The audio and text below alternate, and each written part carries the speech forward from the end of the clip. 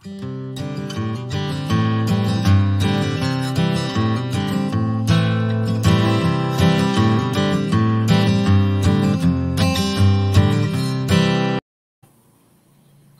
I'm Diane Hall from AARP in Kansas City, and I'd like to welcome you to a very special mission brief from the Veterans Community Project. You may have heard of the Veterans Community Project through their tiny houses for homeless veterans here in Kansas City. And so I'm really pleased to welcome their CEO and co-founder, Brian Meyer, and their president for national expansion, Jason Kander. Hi, guys. Howdy. Hey, how are you? Good to see you guys. Thanks for coming out this morning. We are going to start off this morning with Brian, the CEO and co-founder of the Veterans Community Project. He's going to share a bit about his journey and how the Veterans Community Project got started. So Brian, take it away. Yeah, thank you, Diane. And thank you to everyone watching this right now and having us and taking time out of your day or whatever it is you're doing to learn some more about Veterans Community Project.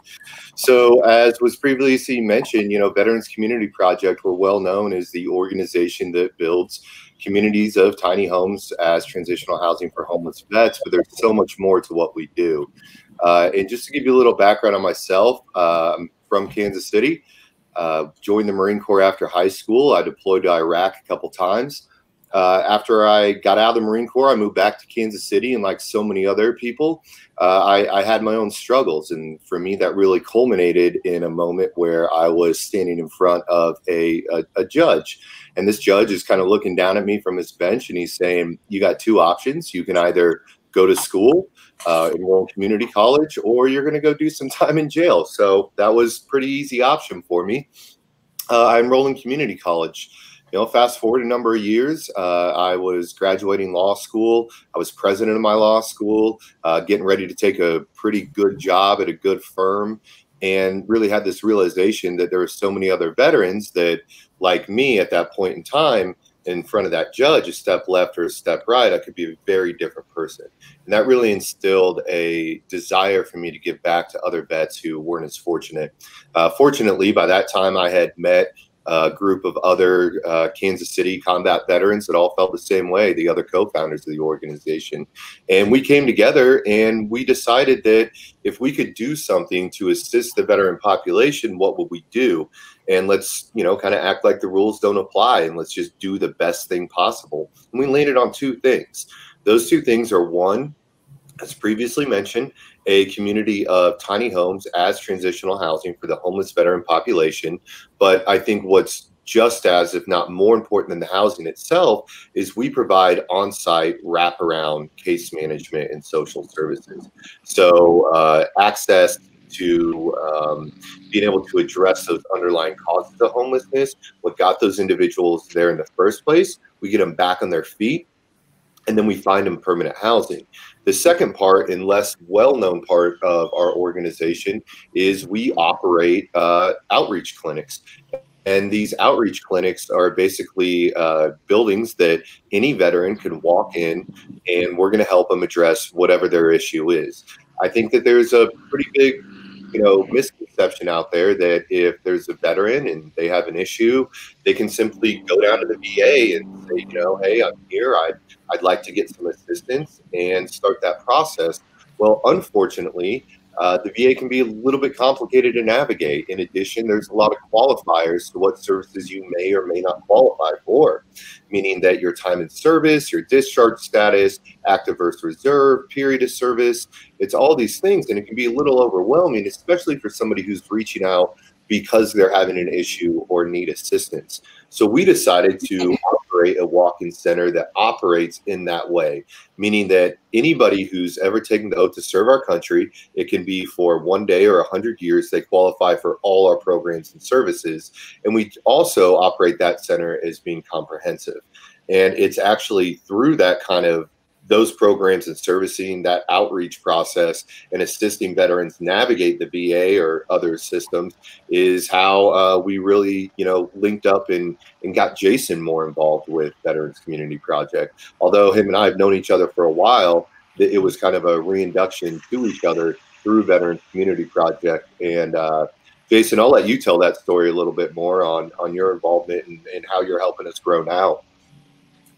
Cool. Diane, do you want me to just go, or? Absolutely. Well, one of the things that I just want to say is, first of all, thanks, Brian. It kind of gives us a little more context, but also Jason is not only going to tell about his story, he's going to give us a tour of the tiny houses. So take it away, Jason. Sure. Thanks. So I guess, yeah, I'll start with my story. So I used to be the Secretary of State of Missouri. Prior to that, I was an Army officer, served in Afghanistan. And then after being Secretary of State, frankly, the shortest way to explain this is I was one of like 40 people who was going to run for president in 2020. Decided not to do that, was having some challenges with undiagnosed, untreated post-traumatic stress, and decided instead I was going to run for mayor of Kansas City. I'm from here, and that was going really well, was probably going to be the mayor, and I toured this place. As Brian mentioned, we've known each other a while, so I came here and I toured Veterans Community Project, and it was really the only really good day that I had on that campaign trail. Not because of anything going, I mean, the campaign was going great, but just I was struggling a lot. It had been 10 years or so since I came home. Things had just gotten worse and worse and worse, and I was keeping that to myself and not dealing with it very well. So about 6 weeks after I toured Veterans Community Project and was really inspired by the place, I decided that I was going to step away from public life for a while and get treatment for post-traumatic stress at the VA. So just like how Brian explained, everybody assumes that you can just walk into the VA and get treatment. I went in there, said, hey, this is me, I'm a combat veteran. And they said, yeah, it's going to be like a few months and you're going to have to like do a lot of paperwork to prove this up. And, in my case, I'm a guy with some pretty high level government experience, a law degree, a phone full of influential contacts. And I found the process, particularly in the state I was in, to be way too onerous. And so I called Brian. I was like, I'm not sure what to do. And he said, why don't you come just back here?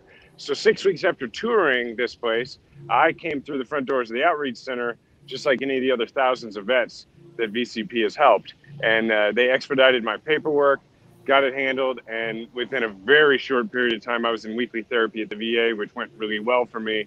So 6 or 7 months later, I'm doing really well. I start hanging around this place a lot. Kind of volunteering, but really just hanging around. And, Brian said to me at that point, he said, hey, we've been so successful here that all these communities across the country want us to come and bring a VCP to their city, but we don't really know how to build a national organization. You've done it before. Do you just want to come here and do that? And I jumped at that opportunity. So now I'm the president for national expansion here at Veterans Community Project. And it's a great job. I'm going to give you a quick tour. I'll start with, this here is the community center. It's a 5,000 square foot building that has all sorts of different, services that are provided to our residents. Dental services. There's a dental exam room there. There's a therapy room. There's, you name it, we can do it here. And the reason that is done this way here, a couple of reasons. One, when you're on active duty in the military, you kind of go to one place for everything. The place where you go to handle your finances is probably the same building or next to the building where you go to the dentist. So in the name of transitional housing, which is what all this is, and I'll show you the houses here in a second, this idea of like bringing veterans back into the place where they were most recently stable, most recently successful, which is it looking like active duty housing, really makes a difference. And it taps into this deep reservoir of goodwill that exists in every community for veterans. So we don't have a dentist that works for us here. What we have is a dentist in the community who comes in and uses the exam room. And the same thing for all these other services that are provided here. So that's the community center. Let me show you just a little bit of the village itself. I'll try and go slow so you can see some of the houses. Now, what usually happens when people come and they see these is, and I'm going to show you the inside of one in a minute, is people look at them and they say, wow, this is way bigger on the inside than I thought. And their general approach, their general reaction is something like, wow, if I had been homeless, I think this would have been, just would blow my mind. And that's true. But the important thing is that we don't think of people here as formerly homeless. Everybody gets treated like they just stepped out of the military yesterday. So, you could have been on the street for 10 years. And when you show up here, you're just treated like somebody who served their country. You're thanked for your service and you're honored for that service. And so as a result, you're about to see the inside of a house. You'll see that it's really nice. I mean, people here are treated like residents, even though they don't pay rent. You know, a lot of thought is put into what these houses look like. Brian, at one point when the program first started, after mortgaging his own house with the other co-founders to get this thing going, he then stayed in one of the first tiny houses for the better part of a summer, just to make sure that all the little changes were getting made so that our residents had the best possible situation. So I'm going to show you the inside of a house real quick. So we'll start, I'm going to get in the middle and I'll just kind of show you from here. So as you can see, it's a lot more spacious than you might have imagined. And the other thing that you may notice is these houses are built very much with the specific needs of veterans in mind. So the bed faces the door. You know, there's only windows on these two sides, so you never feel surrounded. Obviously, there's a door that locks. There's, you know, a bathroom with a door that closes, even though it's single unit occupancy. There's a window in at the door, so you can see who's approaching. All of this is really just catered to the idea of somebody who has post-traumatic stress. This really relieves a lot of those symptoms and creates a great transitional housing situation. You know, if you look around the country, you see a lot of places that quote unquote declare victory over veterans homelessness. And they do that because they say, okay, we have X number of veterans on the street and we have X number of empty beds in our shelters. So therefore we've declared victory over veterans homelessness. What Brian and the other co-founders did is they went out and they actually talked to homeless veterans, and they wanted to know, why are you not taking advantage of traditional homeless services? And they found that people with post-traumatic stress or other issues connected to military service don't feel comfortable in a group living environment. And as a result, they need a transitional situation before they can go into permanent housing. That makes sense to me because before I got therapy, I couldn't sleep on a plane, not because I wasn't afraid of flying. I just couldn't sleep with people around me, with strangers around me. So, again, as you can see, it's really spacious. All of the furniture that you see in here is new. And that's not just this house, that's every house. When a new resident comes in, we don't do donated furniture. It's all new because when they leave, they take this with them. You know, when they show up, they're homeless, so they don't have any stuff.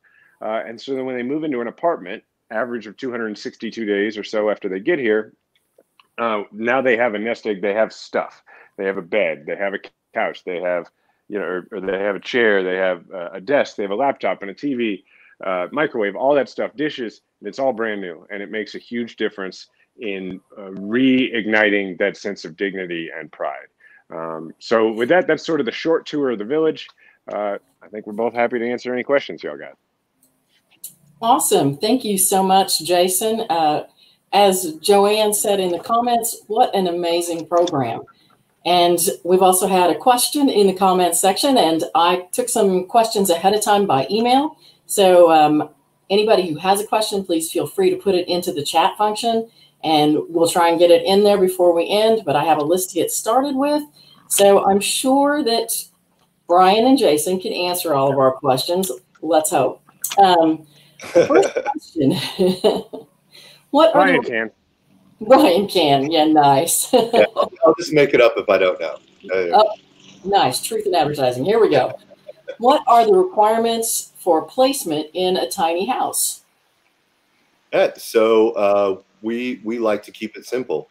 If you are a veteran and you lack permanent, stable housing, you qualify. Now, that's subject to us having space for it, and you know, there's a lot of other things, but we're talking about qualifications.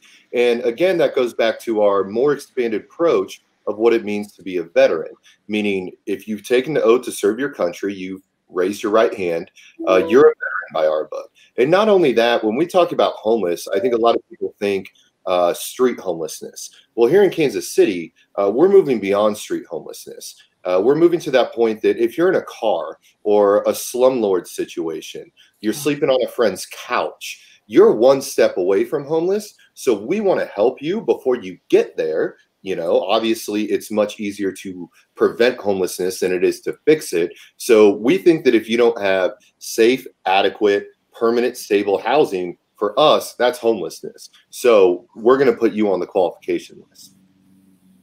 Okay, well, that brings us to a question that's in the chat. Is there a waiting list? So what we don't do is we don't call it a waiting list, because a list would suggest that we prioritize. So we want to be flexible in who we can place. And the best example of why we do this would be a scenario with a now former resident, Leo, who I know Jason knows well too, because there's just so many great things about this guy. He actually lives right across the street now from where we're at. Jason will show kind of the apartments there in the background. That's where he moved into after he moved out of the village. But he's a great example.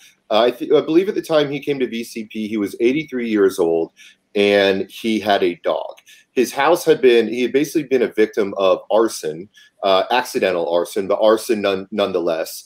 And he was now 83 years old, veteran, street homeless with a dog, okay? And he can't go anywhere. The dog is preventing him from going other places, which we allow for, all right? Well, he's checking a lot of boxes in somebody who may be in a lot of trouble if they're on the street. He's got an elderly animal he's got to take care of. He's elderly himself. So because we had a pool and not a list, we saw those flags and we housed him just immediately. Just, no list. We're able to literally just take him and his dog, walk him right over to a house and put him in, and then start worrying about filling out the paperwork and everything like that. And that goes to the flexibility of our programming. Excellent. Can I add to that story, Diane? That my favorite part of that story is that we don't charge any rent or anything like that here. And so Leo moved across the street. I think he really wanted to stay involved with the community, so he's over there. And after a while, after being out in the zone and really doing well, he showed up at the outreach center and made a contribution of $5,000 and said, "Y'all took such good care of me. I just wanted to pay it back." So he's gone from being a resident of VCP to a supporter of VCP. That is an awesome addition. Thank you very much, Jason. Now, I have probably a little bit of a question that is also aimed for you. Are there any plans to expand VCP into Kansas? I mean, I know you probably cover Kansas vets now because you're in Kansas City, but to go beyond that. Yeah, so I'll just go ahead and use this as an excuse to talk about national expansion. So we do, being here in KC, we serve, vets for the entire metro area. There's Missouri and Kansas folks here. And then as far as expansion, it's going really well. People really, really want their own VCP in cities across the country. So when Brian and I first sat down to map this out, we looked at, a map first and said, okay, where's the need the greatest? And the thing is, when it comes to veterans homelessness and closing, or saving people from falling through the loopholes generally, the need is the greatest everywhere in the country. So we decided, sort of a military mentality, let's just go to the places where we can deploy the fastest. So the places that sort of do the most and accommodate what we need the quickest. So where we are right now is we are 2 weeks away from a groundbreaking in Longmont, Colorado, which is a suburb of Denver. We are probably 6 weeks at the max away from a land dedication ceremony in St. Louis. And we're in really active and really productive talks with Cincinnati, with Milwaukee, with Orlando, with Oklahoma City. And then there's a handful of other cities that are sort of on the periphery of that are, kind of in the next tier. And so it's going extremely well. And what it comes down to is just, there's three things we need, so if there's anybody who fits any of these roles on this call, I want to lay this out. There's three things we really need to expand to a new city in no particular order. One is a great local champion.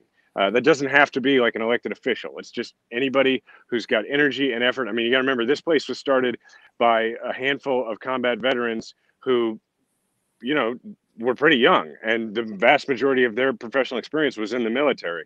So just a great local champions, available land, and then the final one is really good, partnership with the city / connections to the philanthropic community. So when those things come together, we're able to roll into your town. Awesome. Yeah. Go ahead, Brian. Yeah, and if I could piggyback off that a little bit, something that I want to throw out there is that sorry, I just got distracted real quickly. But what I'm trying to say is this: one of the reasons not only deploying the fastest, one of the things I like to remind people is because our organization is really we're growing and we're only limited by our own capacity. Back to what Jason said in terms of the need and the desire of being out there and so many people wanting to do this and help veterans.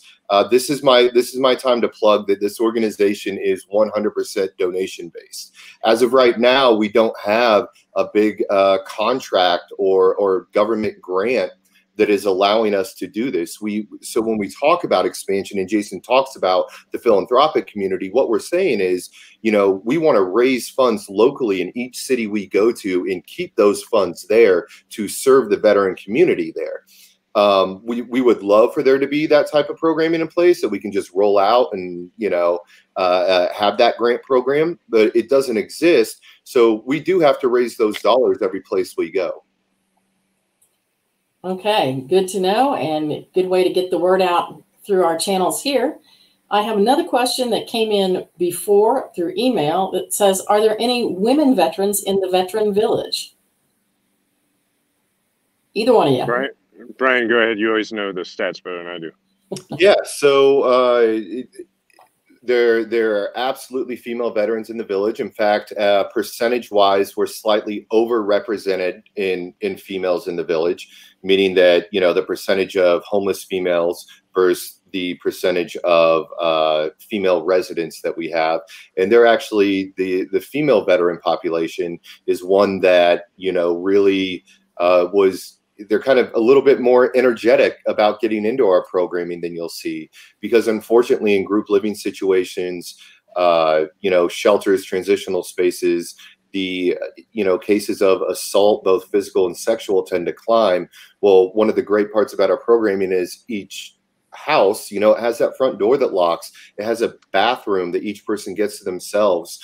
You really have privacy and security. So yes, we absolutely have female residents. I hope that I don't mess this up, but I believe right now in that village of 49 homes, we either have 9 or 10. I would pull it up really quickly, but I'd get distracted.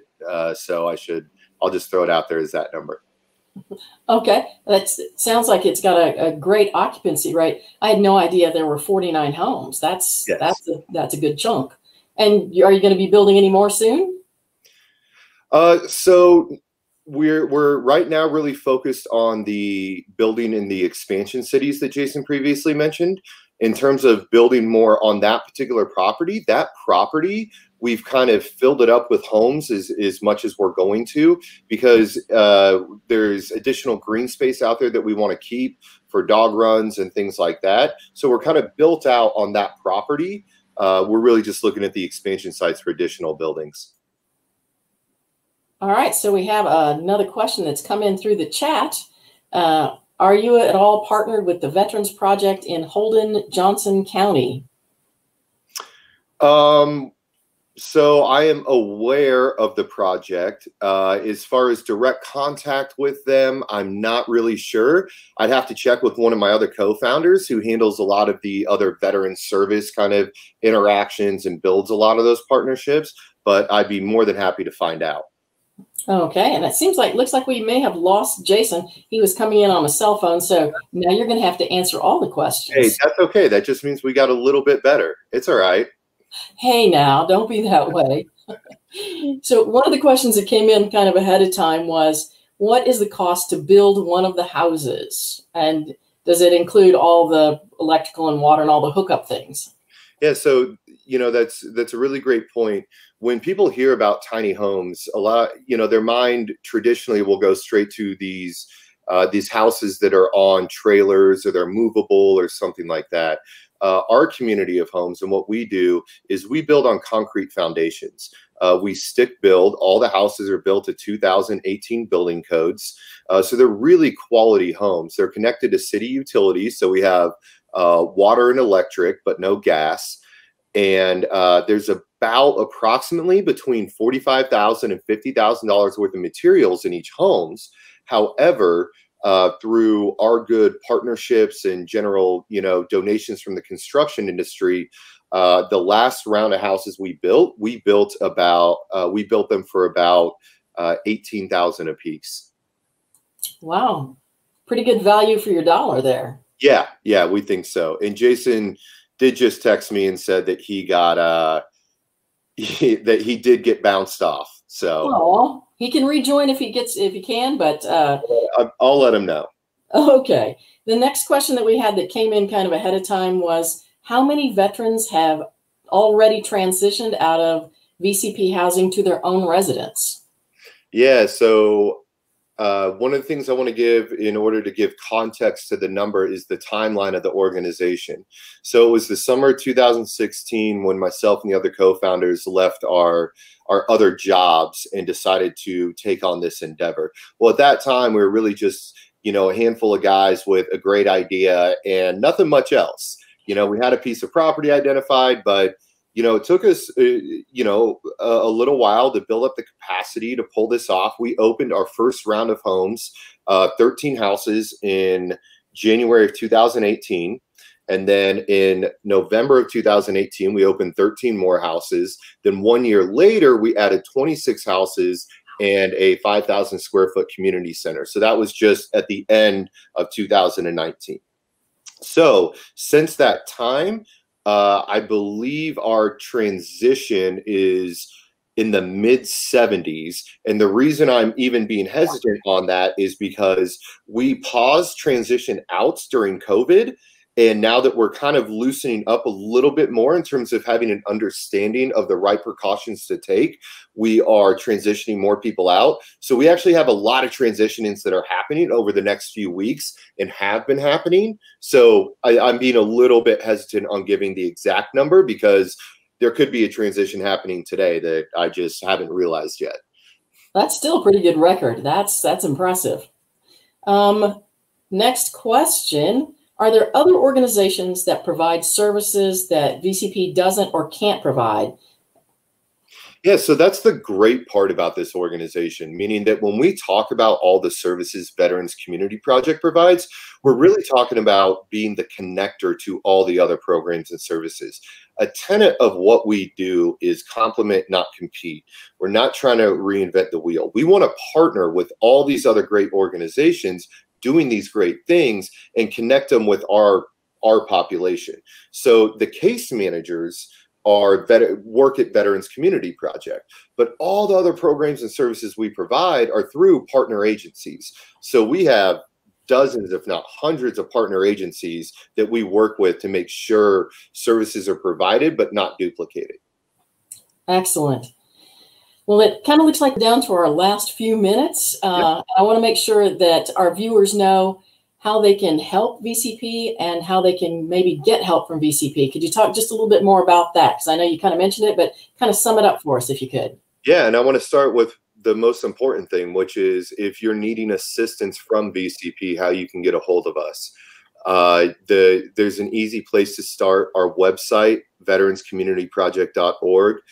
There's a lot of information there on how to get a hold of us. But if all else fails, and it's one of the tenets of this program, just come down to 89th and Troost in Kansas City. If you don't have transportation, there is a bus stop right out in front of 89th and Troost. If you don't have bus fare, if you get on the bus and you tell them you're coming to us, I bet you they let you ride because we've arranged for free bus passes for all veterans in Kansas City. And you can just tell them you're coming to us to get one, and we'll get you one when you get here. So you can call us, you can visit the website, or just come on down to 89th and Troost. And that's step one in getting assistance. And I encourage you, if you need it, please reach out to us.